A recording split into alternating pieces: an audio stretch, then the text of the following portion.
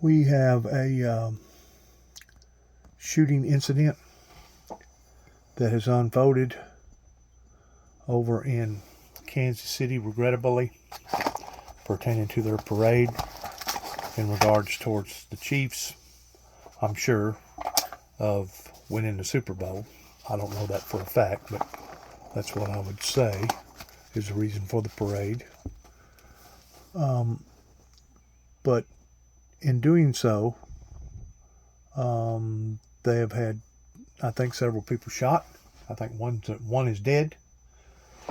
But it just goes to show you that these smaller cities or country type setting towns, whenever it comes to the norm, you cannot no longer function under the same pretenses that we did before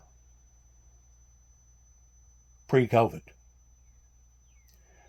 Between COVID, between the economy issues with the money, all the gas going up the way that it did, of course it come down a little bit, and between basically infesting people's minds with either drugs or spiritual satanic stuff, it has caused a ripple effect upon this great nation like we've never seen pertaining to all the gun violence. And it's really, it really goes beyond. I know that we want to categorize it as it being senseless, in which it is. It is senseless. But it goes beyond that. There's something motivating all this. And that something is called evil. Evil is lurking out in areas and in ways such as I never would have dreamed growing up in Northwest Tennessee. And if we don't get a toehold on what's happening, especially with basically criminalizing police officers and decriminalizing the criminals, we're heading towards a disaster that some say we're at the brink of a civil war at. These people that has these powers that can do certain things that are constantly failing the American people. And right now I'm talking about Nancy Pelosi, I'm talking about Donald Trump, I'm talking about that whole shindig that happened up there January the 6th, should not have happened if proper security forces would have been in play. People are going to have to get out of the mindset, oh, we're just going to go back to the same old, same old. I guarantee you, we will never go back to the same old, same old. Never will we go back to the same old, same old. So we're in the crossroads. We got one or two choices. Things is either going to get worse, or we can put our heads together and cause things to get better. But the bottom line is that we are under a spiritual invasion attack. And I know whenever I say that, a lot of people want to snigger and laugh and giggle, but I guarantee you some of these wide national evangelists that started out on the ground floor, that now has TV stations and airplanes and boats and everything else, if you'll scratch your head deep enough, you'll begin to understand the spiritual warfare that has been going on now since the beginning of time, that is only elevated into a higher violent level. And that's not just here in America, that's all over the planet. And it's just as the scriptures talks about, that Satan will come down in great wrath in the last days, because he knoweth his time is short. You think he's coming down now in great wrath? You don't want to be here whenever God throws this thing off into the 7-year tribulation period. Because if you think it's bad now, you ain't seen bad. Whenever that occurs, it'll basically become a complete, total, lawless society to where evil will rule. Evil will rule over the righteous, and basically evil will dominate and even kill God's chosen people. That's the reason why it talks about in the first 4 chapters of Revelations, be thy faithful unto death, be thy faithful unto death. He that shall overcome shall not be hurt of the second death, shall not be hurt of the second death. This was part of the argument, passionate, I guess you'd call it, pleas that I made with some people over in Kenton, Tennessee, going all the way back into the 80s, that what they was talking about pertaining to a vanishing or a rapture of the church would have basically been impossible. And the reason why I say that is because why would have God have put that in there in the 7 churches if he didn't think that we was going to be going through those things? And I know this goes back to pre-millennium versus millennium and pre-tribulation versus tribulation and all these other things. But I'm telling you right now, we have reached another level, a state of cautiousness that our politicians to this day still are not following through with, and they're letting these things sift through the cracks. And in the meantime, it's costing people's lives. Please listen. Our Fire Chief, Ross Grandison. After I'm done speaking, Police Chief Graves will give details on the incident that happened earlier today. A few things that I want to make sure we note at the outset. First, today, we had 600 Kansas City, Missouri Police Department officers, 250 from outside agencies. We went out today, like everyone in Kansas City, looking to have a celebration. That celebration was marred by a shooting today. And we recognize that there are some who are injured. We are praying for the safety of everyone. I've talked to a few different folks so far. One, we have spoken to the Kansas City Chiefs, who made clear that their prayers are with everyone who was at the parade today, everyone in Kansas City, and everyone who was touched by this incident. They also noted that their players, coaches, and staff are all accounted for at this point and safe.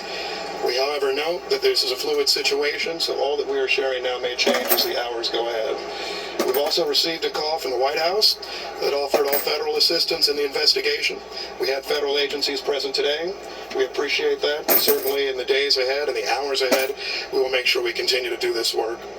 I will say personally, first, a thank you to the women and men of law enforcement, to the women and men who work with the Kansas City Fire Department and our other agencies. When the shooting started, I, like many others, ran for safety. I saw a number of agencies, including the Kansas City Police Department, officers with guns drawn who were running towards danger. We thank them for that.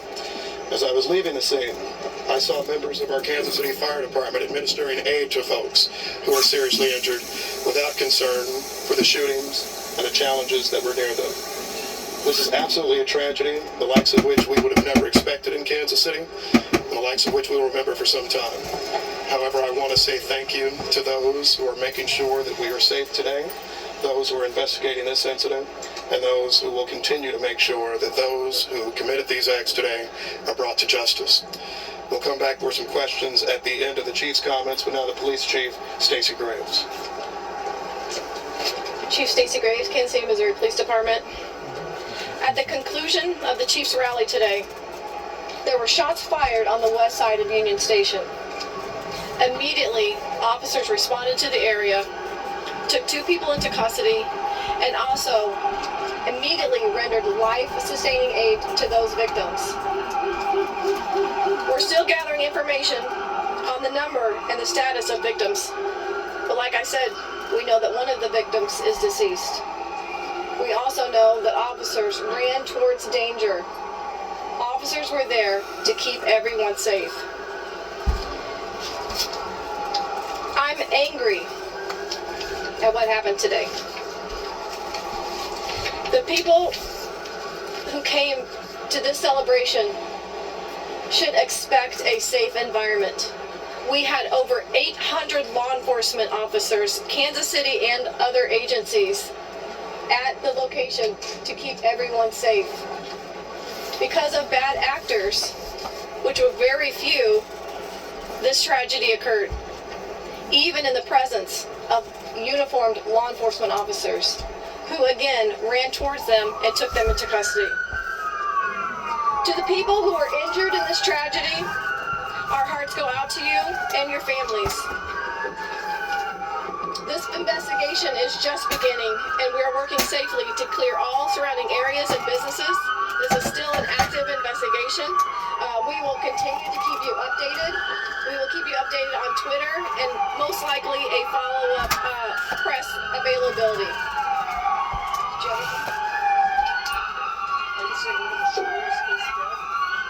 No. One of our victims has been declared deceased. We have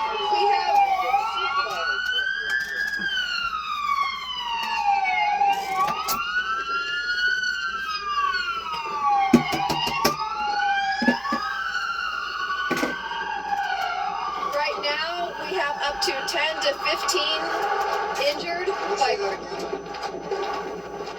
Yes. Right now, we do not have an exact number of people who were victims of a gunshot wound. It could be upwards from 10 to 15 with one deceased. Do you have any in critical condition at this point? I do not have conditions on our victims just yet. Any believed to be children? I do not believe that any of them were children. Any law enforcement injured in this? First responders? Nothing of note. Chief, what prompted, what do you guys believe now prompted the shooting? That is still under investigation. I myself was outside when I heard the shots fired. It Jealousy. is an ongoing investigation. It's going Cruelty, to take us a little meanness. bit to determine exactly what led up to the shooting. I will say, though, we do have 2 suspects in custody. There I have a question for you. circulating on social media that some fans may have helped detain. I have heard that as well. I have heard that fans got involved in the apprehension or the pursuit of one of the suspects. I cannot confirm that right now, but that is something that I have heard myself. Yes. Yes. The response time because you said 10 to 15 So can you talk about when this started, sort of the timeline from there to the point where your officers responded to the point where you had case empty? Absolutely. First aid. As soon as the rally concluded, there were shots fired on the west side of Union Station. Officers were on scene in the area. I know one of the suspects was immediately pursued on foot. Like I said, there's 2 suspects in custody. I have heard the information that was just requested. I will confirm or deny that. But after that, immediately officers began rendering life-sustaining aid, calling in fire, which is the fire department, to also assist those victims. Do you know if there were more than 2 people taken into custody? Because we had 2 people, after you guys had made your announcement, there were 2 people in custody, 2 people live on our air being taken, handcuffed, put into vans. So can you tell us about that and the process as this investigation continues? I don't know exactly the 2 that you're talking about that your camera caught on video being loaded into a wagon. I don't know that, but I can tell you that in and around that scene, it is still active. Not active in necessarily threats, but it's a very active scene. We're still investigating. This is still early on. We still have parties that are walking into hospitals. Chief Graves, do you know anything about the suspects in terms of where they're from? Are they from? I do not know that, but that's something that I also will be finding out. 2 questions. We were hearing upwards of maybe 20 shots. Can you talk about the number that you heard? I'm hearing 10 to 15, possibly 15, with the one that is deceased. And do you know anything about the timing? It seems odd that this went into the very end of the rally.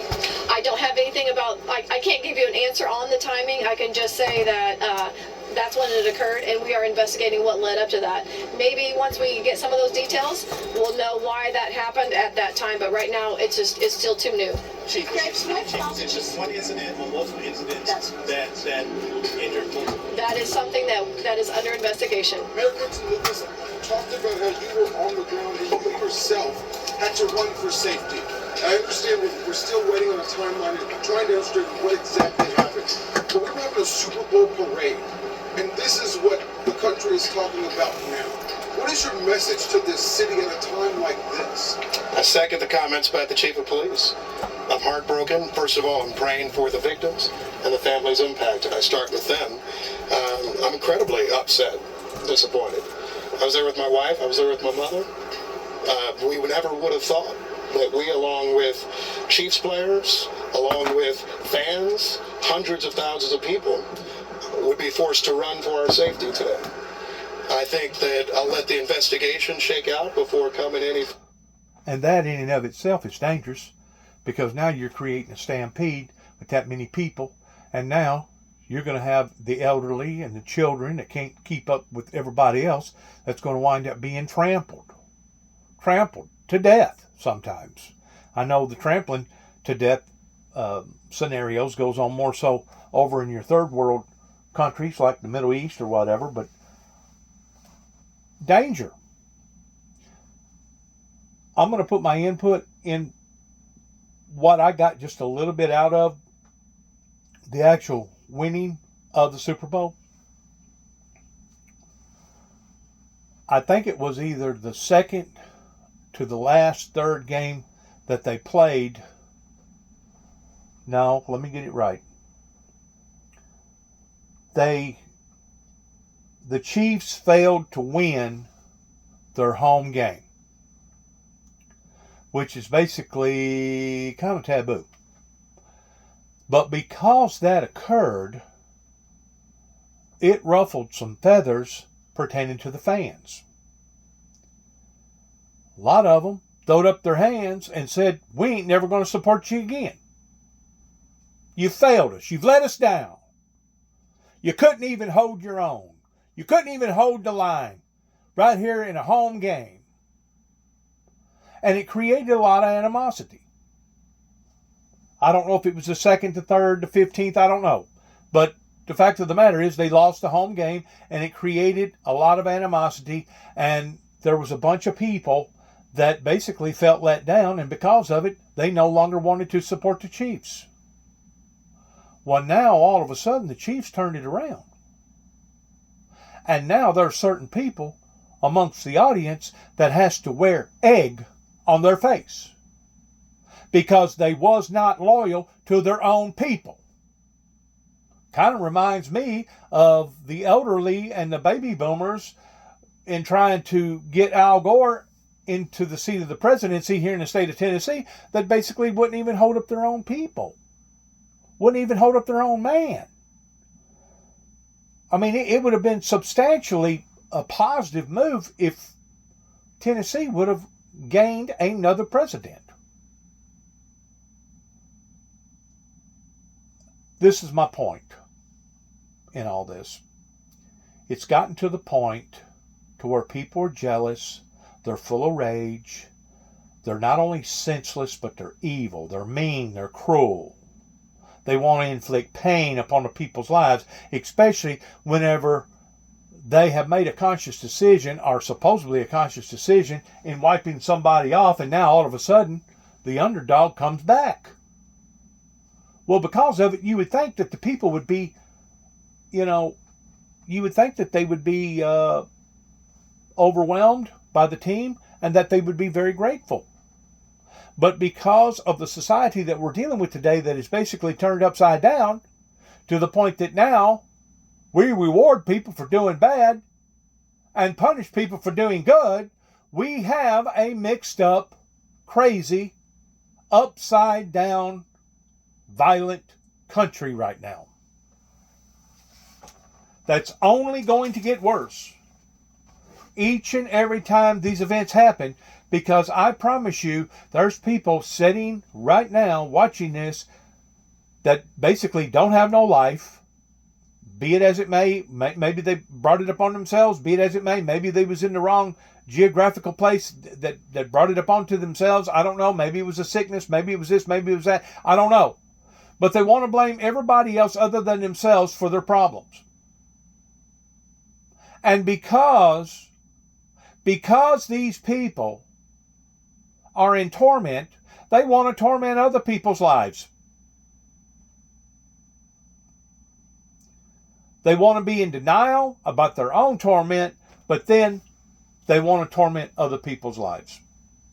We're living in an era right now pertaining to evil, pure, mere evil, in the purest form, that is wreaking havoc upon to society. And it's not just the Christian society, It's society in general.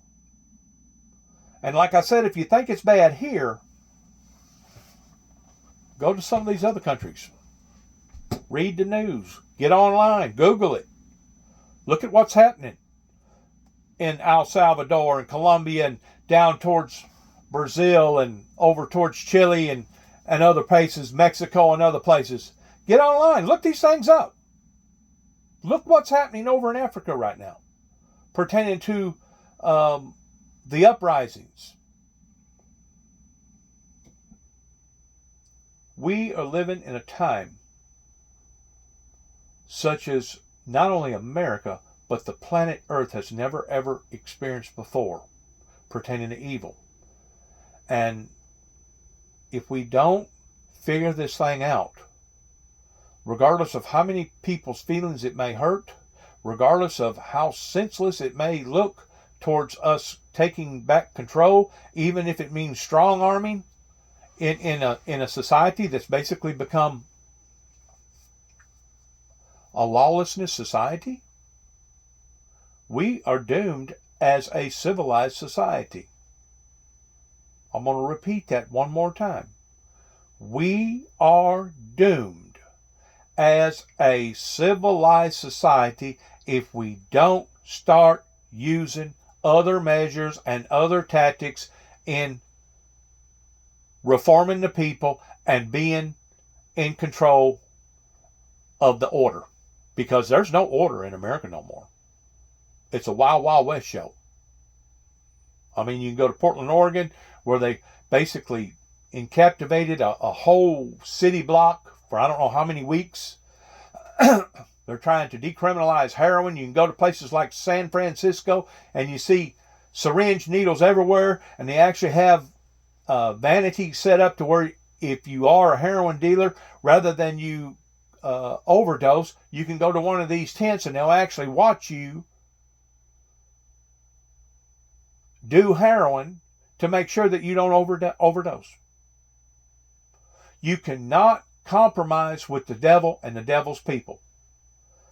Besides that, you have to understand that there's certain people, no matter how much you work with them, how much you talk to them, how much you pray for them, they're already doomed. And they know that they're doomed. So basically, they're unrepairable. What do you do with those people that even Hillary Clinton called the deplorables? What do you do? Well, according to the psychiatric community and according to some that says about the humanitarian rights, we're supposed to basically treat them as a illness or a sickness. Okay, that sounds fine on the front end, but now let's look at the back end. This is the back end. The back end is more crime, more violence, and more stupidity. In a time where everybody should be rooting for their team and being proud that they pulled it off, even though they had critics that said that they wouldn't, this occurs. And it's not just this event. It's church events. It's the event in Las Vegas where the guy kicked out the window and decided to spray, I think, over 1,000 people and killed about 60 or something like that. Going into other areas of schools and other sacred areas. We are under attack. And I've been saying this now ever since Donald Trump got into office, whenever he started bringing the limelight into what was going on the border. That's the reason why we need to shut down the border. We need to shut it down.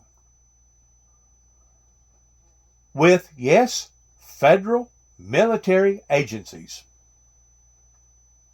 And if there's collateral damage, then people either needs to accept it or turn their heads, because I promise you it's going to get a lot uglier before it gets better. It's out of hand. It's just like a cancer or a wildfire.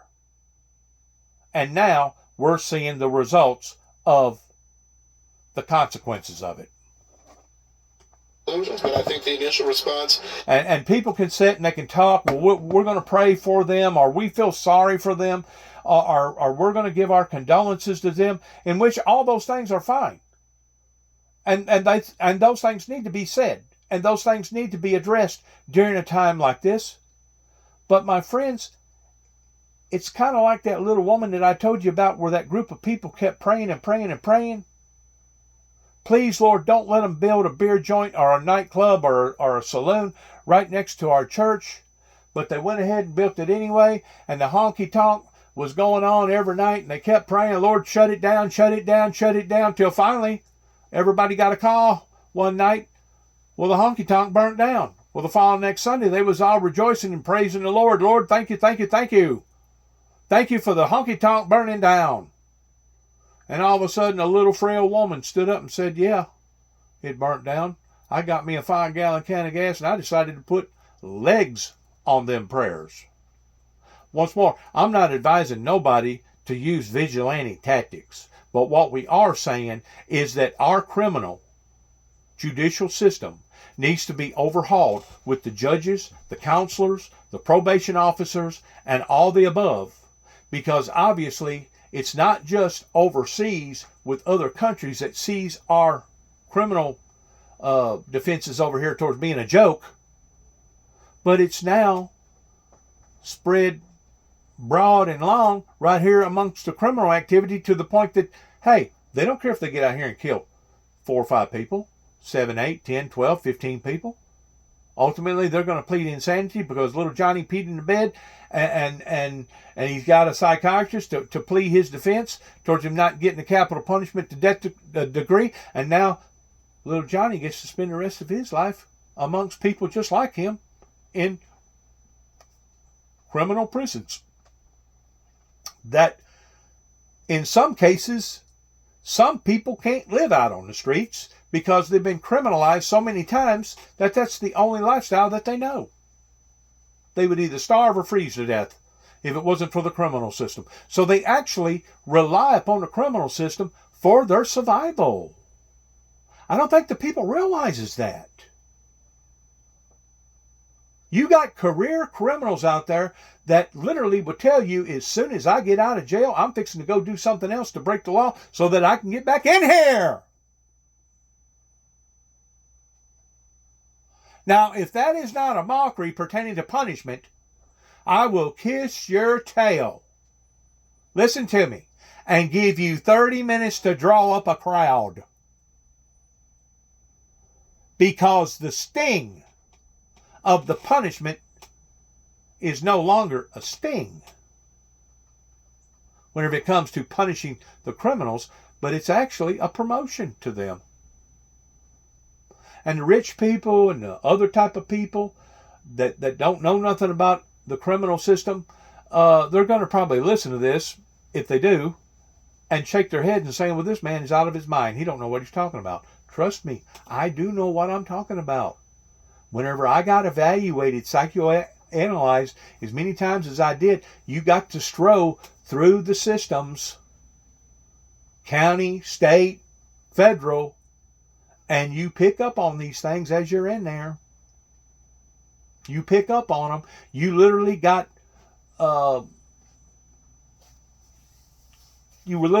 people out there that have reached the state of, like Hillary Clinton talks about, in which I don't want to degrade people in that fashion towards calling them deplorables, but you got people in the world that are so messed up in their minds and in their hearts and in their intelligence because of drugs and because of the circumstances surrounding their lives, that they basically are turning into nothing but pure, mere, mortal monsters. That's the reason why we're seeing these monstrous events again and again and again. And it usually happens in the areas that we would least expect it. Even though they had that many cops on board to be able to bring security to as many people that was there celebrating the parade, it still occurred anyways. So let's really get down deep and look into the problem. Problem isn't that they didn't have law enforcement there. Law enforcement was there. The problem is there's a mindset in this country that you can rape little girls, rape little boys, you can rob, steal, village, you can basically lewd or rape or do whatever you want to do, and you're basically going to get barely a slap on the damn hand. That's what the real problem is. The real problem begins at the core of origin of the judges and all these other lawyers and all these other probation officers that have allowed for this to get in the shape that it's in.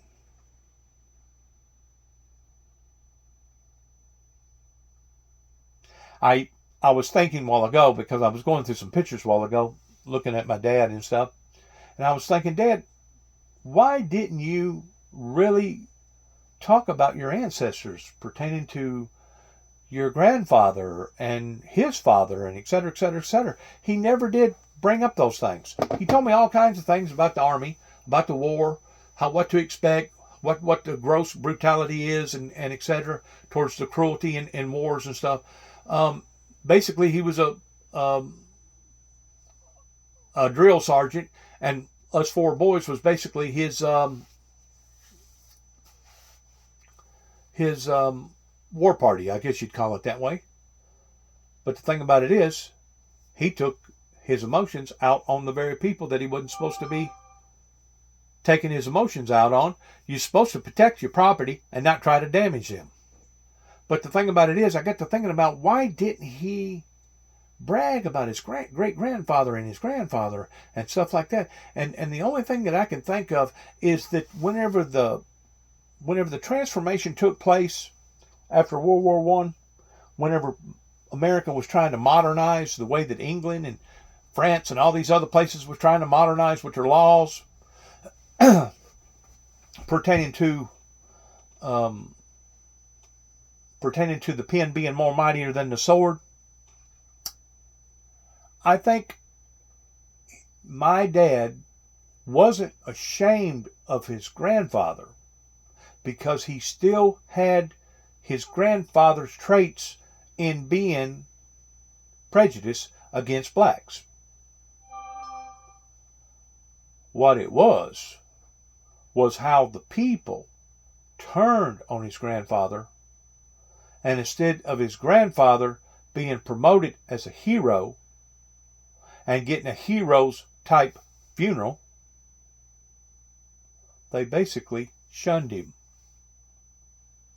And I'm sure that took place with thousands of other grandfathers and great-grandfathers that was good people, good, solid, honest people, but because the rules automatically changed pertaining to the other side of the pond of how that we was going to orchestrate our laws over here, now all of a sudden the people that we should be rewarding and patting on the back, now we're degrading. We're degrading.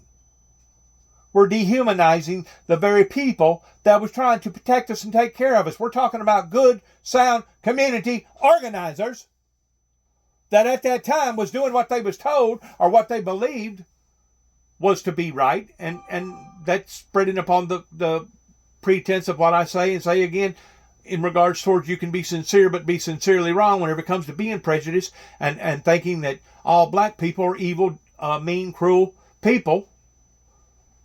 That was the very thing that Abraham Lincoln was trying to fight up against, towards not only freeing the slave, but also giving the black man the same rights as the white man. That's basically what costed Abraham Lincoln his life. Because the cruelty over here with the Europeans that come over here and done what they done to the Indians, that same mindset, that same evil, that same core of origin was not only alive then, but is still alive to this day. And whenever people such as myself stand up in areas like I'm in right here, oh, don't think for a second that I don't get shunned. Yes, sir. That's the reason why I've been banned from all the churches. That's the reason why I don't get no type of support. That's the reason why that they've basically crawled off all into their little cubby holes, and they'd rather just whisper about Juby now rather than scream and holler from the housetops. But I guarantee you, it's still a negative image upon to the person that's talking in behind the camera right now. Even though my message has always been a message of love, grace, mercy, and peace. You tell me that we don't have a mixed up society, I will kiss your tail and I'll give you an hour to draw up the crowd. If you can prove to me that I am wrong. We have an upside down society that something has come in here and done this. You know what that something is? You know what that something is? His name begins with L or S or D or even B. Beelzebub. He's got many names, but the fact of the matter is the characteristics are all still the same. And now we're paying the price, even at the expense of a rewarding Super Bowl, basically parade, that is now turned into shambles. Absolutely is angry. We have done Shambles. a number of these now. And this is a day that a lot of people look forward to. Something they remember for a lifetime. And what they shouldn't have to remember is the threat of gun violence, barring a day like this, injuring them and their families. This morning, I was actually thinking about bringing my child, as many people in Kansas City did. And look at it from an economical standpoint. All those business owners there, all them different restaurants and hotels and all them people, they was really looking forward to a bangbuster. They was looking forward to really raking in some good cash because it was a celebration. From an economical standpoint, I'm going to say it probably costed the city somewhere in the neighborhood of $20 million. $20 million that could have been raised off of tax revenues, off of selling as much as, I don't know, $25 to $50 million worth of stuff. Hamburgers, candy bars, hot dogs, Cokes, T-shirts, shoes, whatever. So it's not just costing emotionally. It's not just costing physically pertaining to injury and death, but it's also costing as far as money. You wonder how come this country is going backwards and going in the hole?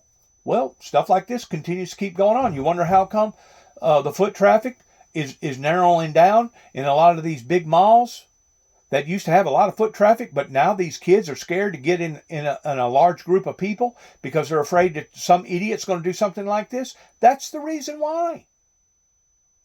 The reason why that our country is going broke is because our law enforcement, our judges, our attorneys, our prosecuting attorneys, etc., are not doing their jobs.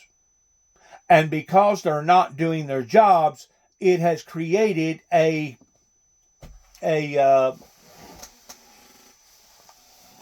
frenzy, a feast frenzy. And the feast frenzy is going in the opposite direction towards county, state, and federal officials being paid adequately. Because now the funds is running out. I was at the UPS store last night. I didn't even know that there was a UPS hub in Paris, Tennessee. They'd come out here now 2 or 3 different times, and they didn't know that I'd been operated on. And that was the only way that I could get my SD cards, or whatever you want to call them. It goes into your phone, because I've had some problems with my electronics, my gizmos and gadgets. But while I was sitting there, and I didn't sit there for over 30 minutes, I don't know how many trucks that I seen. I don't know how many packages and boxes that I seen. But while I was sitting there looking at all this stuff, probably about, give or take, about 7 o'clock at night, it was already dark. I'm thinking to myself, well, that's where all the trees are going. Between the cardboard and the packaging and the paper, that's where all the trees are going. In the meantime, we're steadily building up these companies. It don't matter if it's UPS, FedEx, or whatever, and getting richer and richer. That's basically stifling society and cutting down all our trees to the point that now we're all getting sick because of it and getting cancer and the environment warming up the way that it is pertaining to global warming. We're going to have common sense policies, even though they may sound abrupt and they may actually be, in some people's eyes, offensive, if we're going to work our way out of this storm. And it begins with our spiritual leaders. Our spiritual leaders that was supposed to have been guiding our political leaders. Want us to have to, in our country, for every big event, think about a concern of being shot. As the chief noted, every big event, a lot of law enforcement every big officers event there today. They did exceptional and outstanding work, and I will second that. That's something to look forward to, isn't it? You got a family, 2 girls and a boy. They're all basically teenagers, and they're basically what helps to motivate the economy. And they see stuff like this. What do you think they're saying? I ain't going in public areas like that. I'm not going to be caught dead in places like that. I'll just do my shopping online. I won't go to the malls. I won't go and risk my life. And basically everybody's crammed off into their little peeky holes. And now at night, whenever it gets dark, my God, the traffic's almost at a dead still. It is in the country areas. I'm sure it ain't that way in the cities, because the city don't never sleep. But in this area, compared to what it used to be before pre-COVID, it's dead. After basically 10, 11, 12 o'clock at night, it's dead. I think I drove from here to Dresden. I drove from here to Paris and probably only met 3 cars that was going the opposite direction. I was parked in Dresden for a while doing some tech work, and I seen more cars while I was stopped at the 4-way stop right there in Dresden than I did the whole trip. The whole trip. I probably seen 8 or 10 cars that stopped at the red light. Some of them was trucks.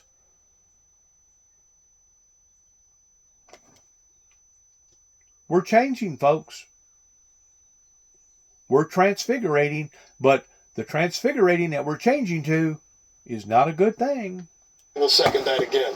Because on your timeline point, I was inside of Union Station. We heard something.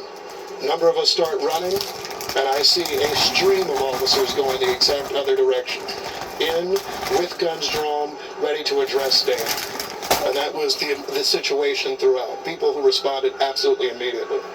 But I wish that we lived in a world where they wouldn't have to do that. I wish we lived in a world where we wouldn't have to see incidents like that. But I'm as heartbroken as anybody. We will do a full and thorough investigation. I hope that we bring whoever this is to justice. And we will continue to try to make sure that we can be as safe as possible. However, when you have people who decide to bring guns to events, when you have people who are deciding to try to mar events, celebratory ones like this one, all of us start to become members of this club that none of us want to be a part of, which is those who have experienced mass shootings. We're all victims. We're all victims because the judges and the prosecuting attorneys and the courts has let us all down. And whenever I talk about the broken system, I'm just not talking about us being trillions of dollars in debt. I'm just not talking about all the fentanyl. I'm just not talking about all the illegals. I'm talking about spread abroad. Spread abroad from A to Z. The American system is broken. I hope for Kansas City this is one of the last times we experience that. What's that? Sorry, I'm going. In danger at any point? Was I in danger? No, any other players, the Chiefs players. You know what? I think we'll let the investigation take a look at that. The police department responded effectively, I think incredibly quickly, to make sure that people would be out of harm's way. That being said, a number of us had to flee from a situation because we heard a sound of gunshots. So I'll let you answer your own question in terms of whether you think that's something that puts you in danger or not. In my view, many times shots are nearby, you don't know where they're coming from, you don't know who's firing them and all of that, then perhaps there is a situation of danger. But This is a question Thanks, for guys. fire. Thank you guys. Can We're gonna get back inside. I ask a fire question? Of the 10 to 15 injured that you say, are all of those gunshots, and do have a sense of how many, or are some of those also critical and injured? People that's got pacemakers, because you got, ain't everybody healthy in that crowd. You got elderly, you got children, you got some people doing cancer treatments. People on pacemakers, whenever you frighten them that way, can literally drive them off into a state of a heart attack, of coronary arrest. You know, that's just like people that's in an airplane, knowingly that they're fixing to crash. There's a lot of them that actually die of a heart attack before the plane ever hits the ground. Fear, anxiety, emotions. It goes off the charts. We've covered that we don't have that information. I just have a fire question. Hold on. 10 to 15 is what we have. Potentially 15. One deceased. I don't have a condition on the other gunshot victims. Those are all gunshots. Correct. So We don't know how many. one fire question, I do not.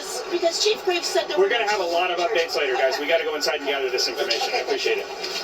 What are the updates, Judith, later? Well, just look on Twitter. I just have one. Sure. I just have one. Excuse me. Yeah. I just have one thing to say. This is not Kansas City. I'm angered by what happened, but I want you to know that the Kansas City, Missouri Police Department and all the law enforcement officers that were there today, that were serving and protecting, did the best that they could, and I'm so proud of them that they ran into danger, getting 2 people into custody, and at the same time rendering life-sustaining aid to those victims. We were here for a safe celebration, and because of 2 bad actors or more, it is why we're standing here today. We will recover as a city. My heart goes out to our victim who is deceased, but your police department stands ready, and we are invested in the safety and betterment of Kansas City. Thank you. We'll send you guys more updates on Twitter, okay? Follow the Twitter account and we'll put the updates that we have. While I was in Kansas City working for Bill and Carrie, doing body work down pretty close to, I think it was the Missouri River, I took notice in the city quite a bit that they had a detention center that probably went up to about 20 stories, 15, 20 stories high. That was huge. It wasn't near the facility like in Chicago.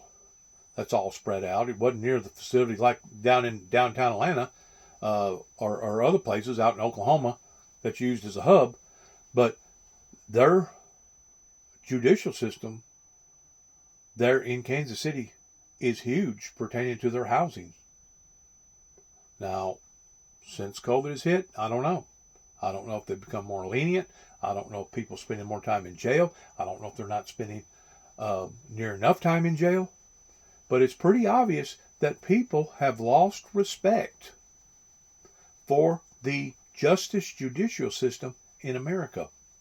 Because if they were still under the same pretense as what they was in the early 1900s before my grandfather was forced to sit down and shut up and basically don't say nothing or do nothing. This was the way the cow was going to eat the cabbage. Our society has become evil.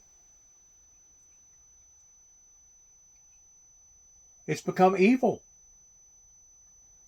And the only way that you can defeat an evil person with a gun is with a good person with a gun. Now you can have all your psychiatrists raising 19 kinds of you-know-what about humanitarian. The fact of the matter is, the way that I was taught, once you deliberately break the law, you yourself have broken your rights. You have now basically not got no rights because now you're a criminal. Just like all the people coming over here to the United States illegally. They're criminals. And because of it, they shouldn't get they shouldn't get a dime. They shouldn't be rewarded for bad behavior. They should be punished for bad behavior. I'm going to let it go. It's really nerve-wracking in seeing how much of this goes on, and God only knows that the stuff that goes on that we don't even hear about because it's more of an isolated incident, but there's still 2, 3, 4, 5 people that's injured, maybe 1 or 2 that's dead. And basically Chicago and places like Chicago has turned into a little baby Baghdad. It's almost like going to a third world banana country, a banana republic, where they basically just do whatever they want to do. Now you wonder, how come we have been led down this primrose path of doom and gloom? It started in the late 80s whenever a group of people that was going to basically be defiant in talking about peace, but wasn't willing to support it. They themselves made a mockery out of our laws that now we're seeing the repercussions of. It's sad. Father, eternal God, we want to pray, Lord, for the victims. We want to pray, God, for all the people that's been ransacked, all the people that's been demonized, dehumanized, and violated in such horrible, horrible way. We want to pray, God, for all those that have been raped, villaged, taken advantage of, basically been a pin cushion for the devil and the devil's people. We want to pray for the victims, God, all over the world, because it's obvious that society is being taken over. And if society isn't smart enough to realize it, and then society ain't willing to act upon it, then society is doomed. I want to pray, God, that your holy anointed will be done, and that you will put the proper people in the proper places, that the proper things will be handled properly, especially under the circumstances of what we're having to deal with. Especially under the circumstances and what we're having to deal with. I want to thank you, Lord, for your praises. I want to thank you, God, for my health. I want to thank you, God, most of all for your Son, Jesus Christ, that without him, I would be in a devil's hell, burning right now in the hereafter world. Amen. Good luck to all of us.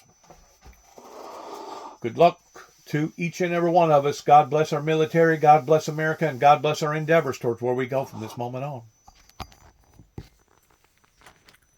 Shalom.